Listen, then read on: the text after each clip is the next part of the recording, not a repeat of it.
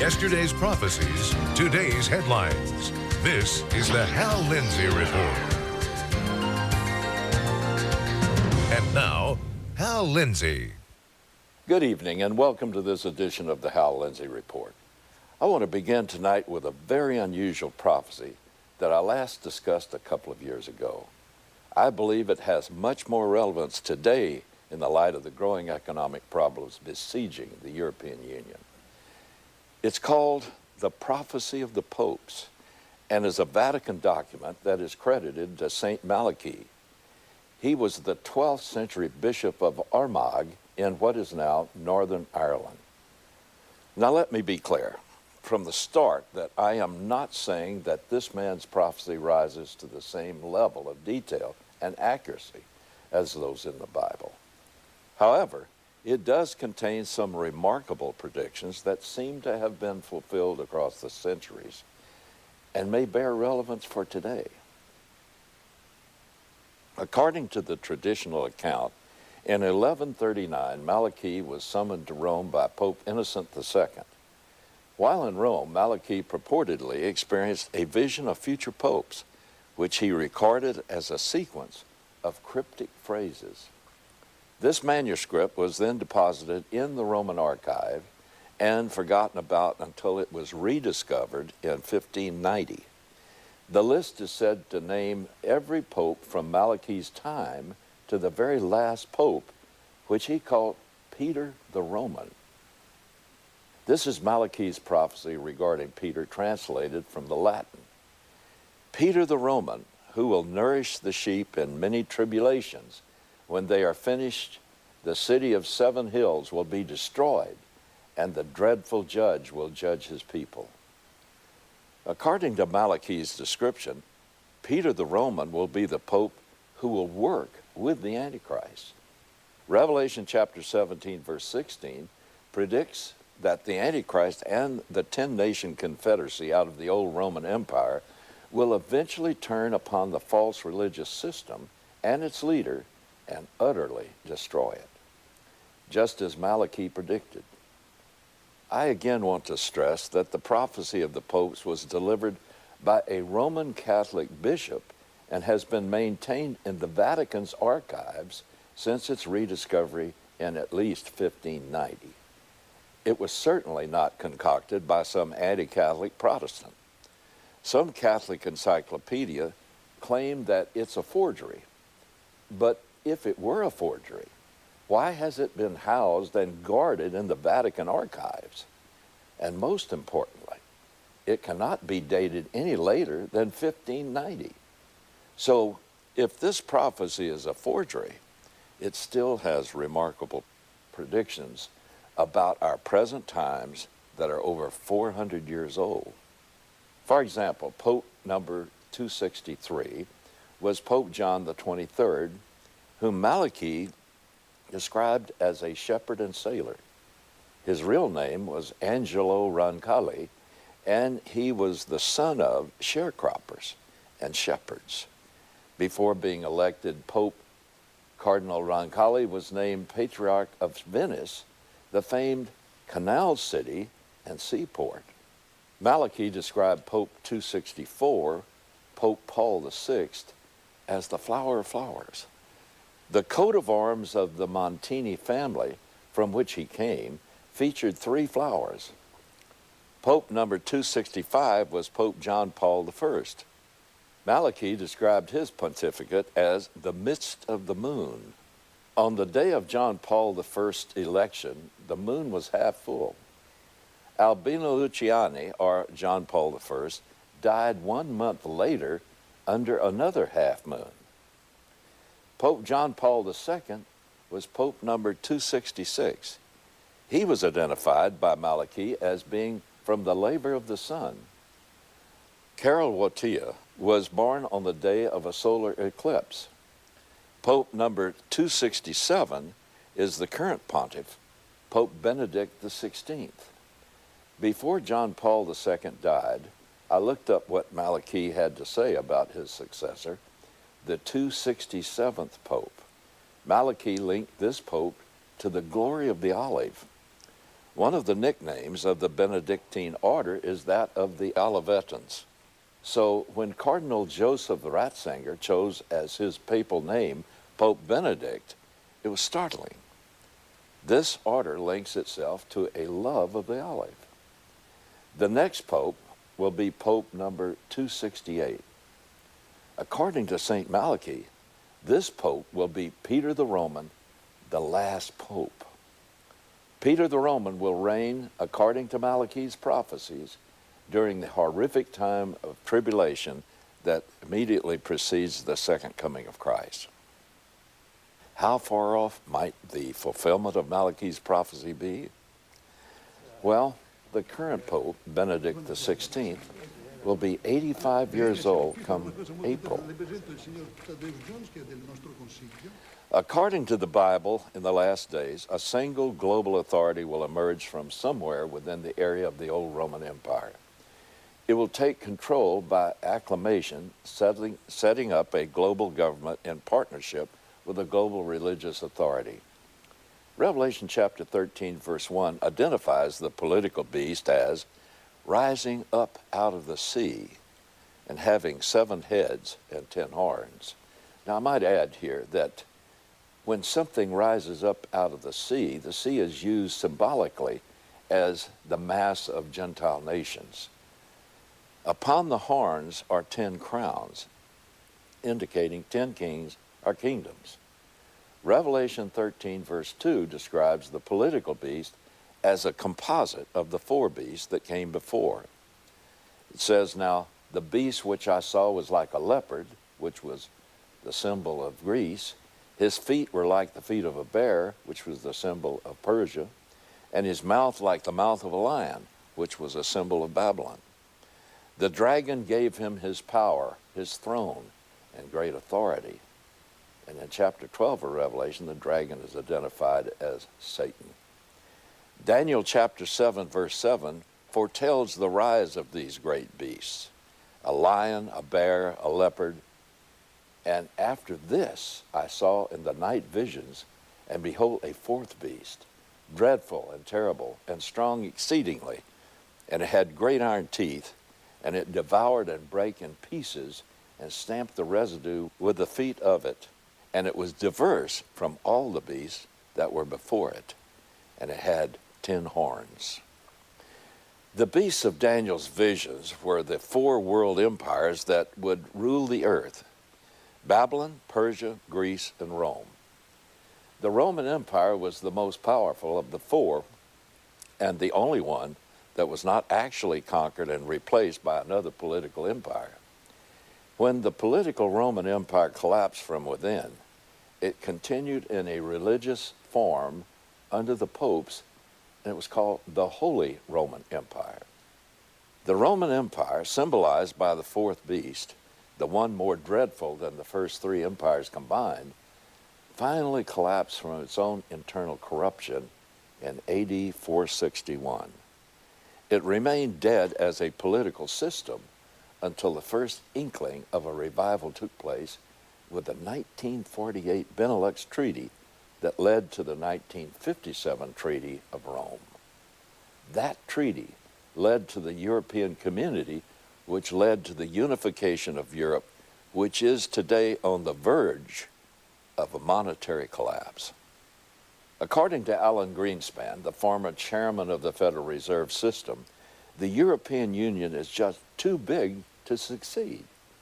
In a recent interview with CNBC, Greenspan warned the European Union is doomed to fail because the divide between the northern and southern countries is just too great. The problem is that they're too far apart culturally and economically to hold together.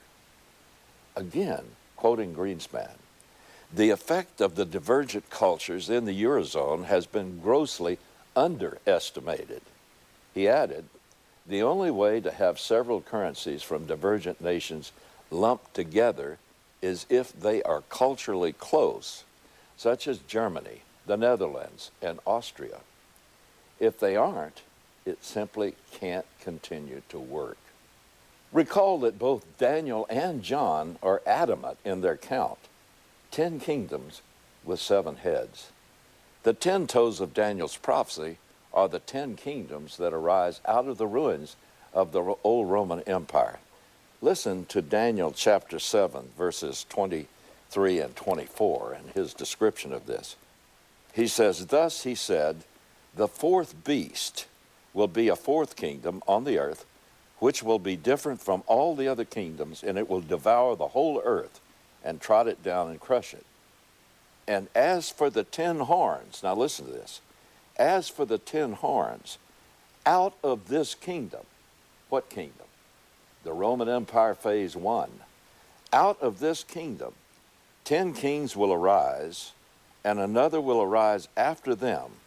He will be different from the previous ones and will subdue 3 kings." So this tells us a number of things. First of all, the revived Roman Empire has to come directly out of the old Roman Empire. Number one. Number two, it tells us that the 10 kings will be the formation of the beginning of the final world empire. And these 10 kings will rise out of the ruins first. So the 10 kings will become a power before the other beast comes up, and that's the Antichrist.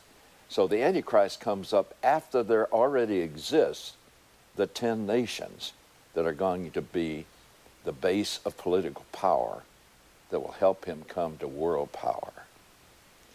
I'll be back right after this. You know, folks, as I prepared for this week's program, I was struck by the speed with which events are falling into place precisely as the prophets predicted for the end times. I believe we're there. People on the street are talking about what all these things mean. People who wouldn't darken the door of a church or pick up a Bible are now very curious. This is a time that my ministry can have its greatest impact. The message that God has given me is more important now than it's ever been. That's why I'm asking you to help me expand our outreach as new opportunities arise. But I need your help to do this, and time is running out. Please help us reach more people around the world. Send your tax-deductible gifts to Hal Lindsey Media Ministries, P.O. Box 470-470, Tulsa, Oklahoma, 74147. You can also visit hallindsey.com. Our phone toll-free, 1-888-RAPTURE. And thanks for being a vital part of my team. 2 weeks ago, the Vatican seemed to weigh in on one of the traditional hallmark signs of the last days of this age. It issued a call for the establishment of a global authority and a central world bank to rule over the world's diverse financial institutions like banks, investment houses, and mortgage companies. The 16-page document released by the Pontifical Council for Justice and Peace is titled "Towards Reforming the International Financial Monetary System in the Context of a Global Public Authority." Now that's a title for you. Though it does not directly speak for the Pope, it carries his authority because it quotes him extensively. It is at times very specific. For example, it calls for a certain taxation measure on financial transactions. But the proposal also calls for a new world economic order based on ethics and the achievement of a universal common good. This call follows Pope Benedict's 2009 encyclical, Caritas in Veritate, that denounced a capitalist mentality as responsible for the global financial meltdown. That document, in which the Pope is speaking directly to the world, says the reality of globalization necessitates a gradual balanced transfer of a part of each nation's powers to a world authority and to regional authorities. The Vatican apparently wants to see this global authority playing a role in everything from financial regulation to arms control and disarmament food, peace efforts, and security. The Pope's 2009 encyclical argued that there is an urgent need for a true world political authority. This most recent Vatican document continued to hammer the values of the financial world. The crisis has revealed behaviors like selfishness, collective greed, and the hoarding of goods on a great scale. It said that at fault is an economic liberalism that spurns rules and controls. This isn't a new Vatican proposal, by the way. As the latest publication suggests, the Vatican has been citing for the last 4 decades the need for a global authority that looks beyond individual national interests. It also says that advocating a fair redistribution of wealth should be a moral imperative for Catholics, and suggested that the reform process begin with the United Nations. Now let's connect the dots to see what the bigger picture is starting to look like. First, we have Pope Benedict, possibly the next to the last head of the Church of Rome, calling for the development of a global economic and political authority based on Marxist income redistribution principles. At the same moment in time, the 27-member European Union is facing economic collapse, one that Alan Greenspan says will be caused by its unwieldy size and cultural incompatibility.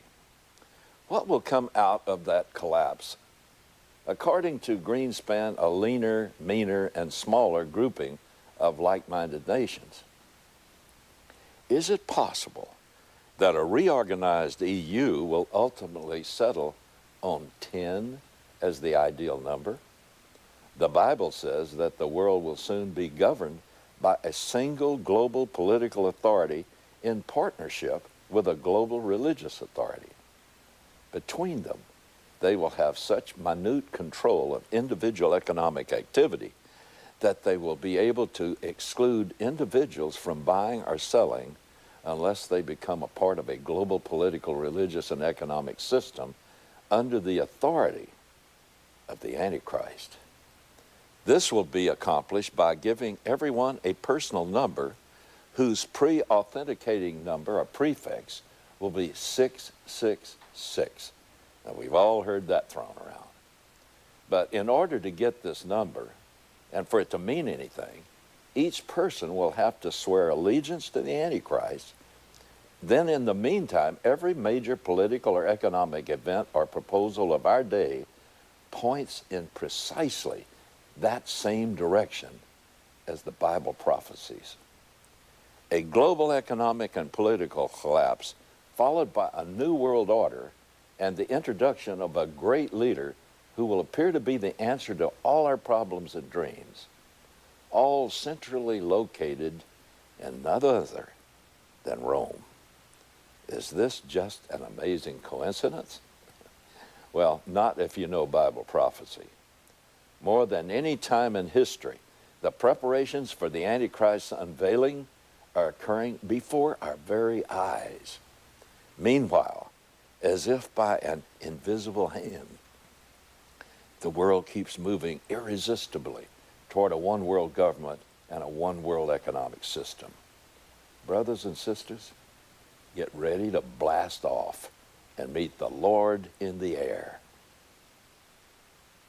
I'm happy to announce the release of the newly revised version of my book, The Everlasting Hatred, The Roots of Jihad. It's being published by WorldNet Daily. And this has been so intensively researched and rewritten that this is something you can't miss. You've got to get this in order to understand what's really going on today. You can get this book right now by simply going to everlastinghatred.com.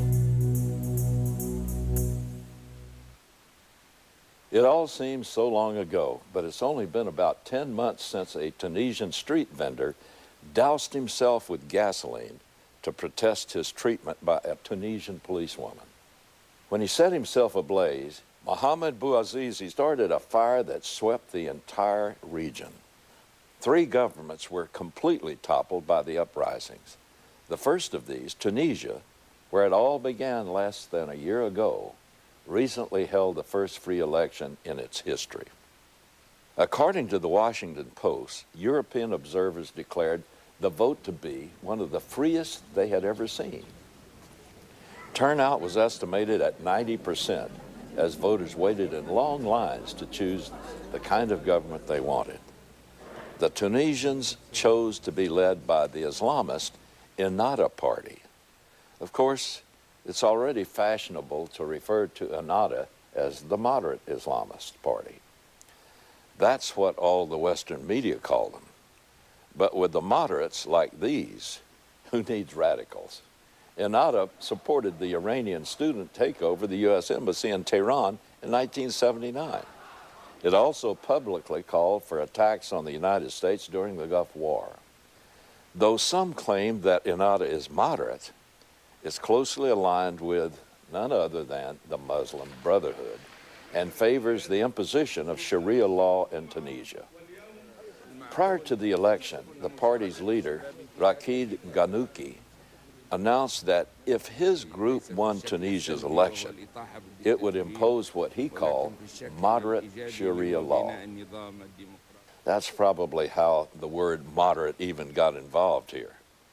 And of course, the left and the mainstream media, with its high standards of journalistic integrity and fairness, jumped right on it. On Thursday, October 20, Muammar Gaddafi was captured by Libyan rebels while trying to escape his last stronghold in his hometown of Sirte.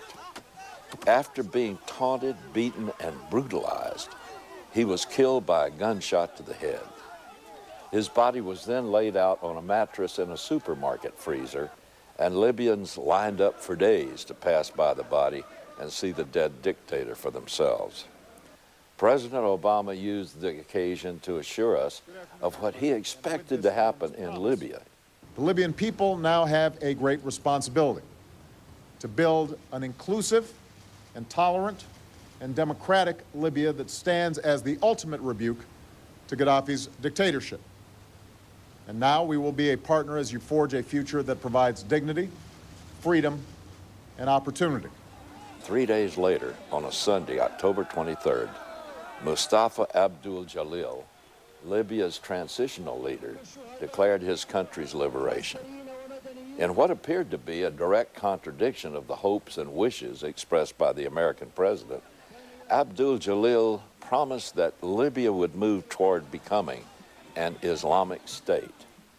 According to the Associated Press, Abdul Jalil laid out a vision of a new Libya with an Islamist tint, saying Islamic Sharia law would be the basic source of legislation and existing laws that contradict the teaching of Islam would be nullified. He outlined several changes to align with Islamic law, including putting caps on interest for bank loans and lifting restrictions on the number of wives Libyan men can take. The Muslim holy book, the Quran, allows men up to 4 wives. Well, what could Obama do in the light of this? Still preferring to look on the bright side, President Obama issued another statement congratulating the Libyans on the declaration. After 4 decades of brutal dictatorship and 8 months of deadly conflict, the Libyan people can now celebrate their freedom and the beginning of a new era of promise. Well, it's true that there have been 4 decades of brutal dictatorship and international terrorism. And it's true that the Libyan people can, at least for now, celebrate a newfound freedom. But the new era of promise may be something the West lives to regret, if history is any lesson in this area.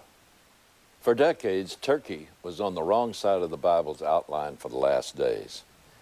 As a NATO member and strong U.S. and EU ally, Turkey was the only majority Muslim state to have treaties and ties with Israel. But God said Turkey would side against Israel. Until this year, that seemed unlikely to the point of impossibility. But since the Mavi Marmara incident last year, when Israel stopped a Turkish ship from running its blockade of Gaza, Turkey has virtually cut all ties with Israel and has been actively trying to provoke an international crisis. Egypt signed a peace treaty with Israel in 1979 that was expected to open floodgates of cooperation between Israel and the Arab world.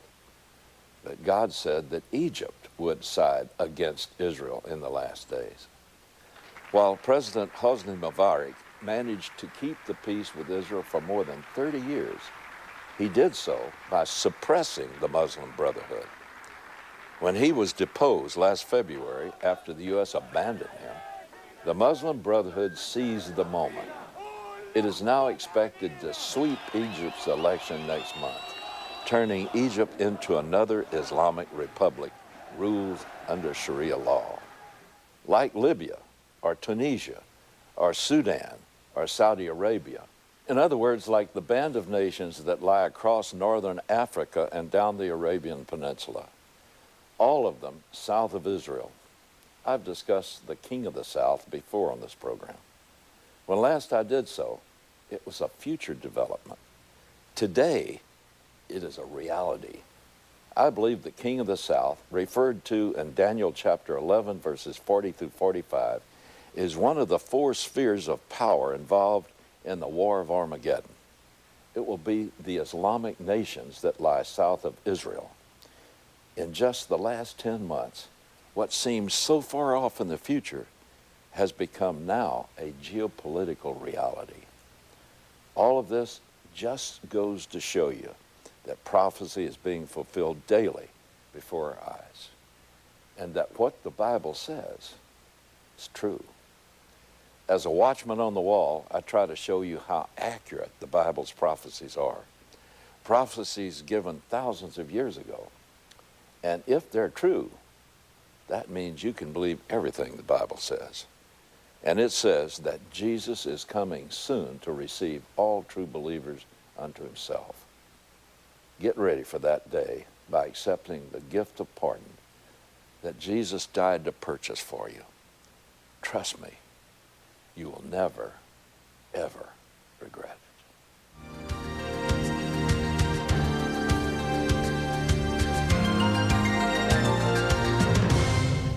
Well, folks, that's it for tonight. I hope a lot of you are still thinking about what I said last week about Gideon's 300. Don't forget, seek to become one of those. You're needed in this time. Well, God bless you, folks. And God willing, I'll see you next week. You've been watching the Hal Lindsey Report. To support this program, send your tax-deductible gift to Hal Lindsey Media Ministries, P.O. Box 470-470, Tulsa, Oklahoma 74147. You can also support this ministry online. Visit hallindsey.com or call 1-888-RAPTURE.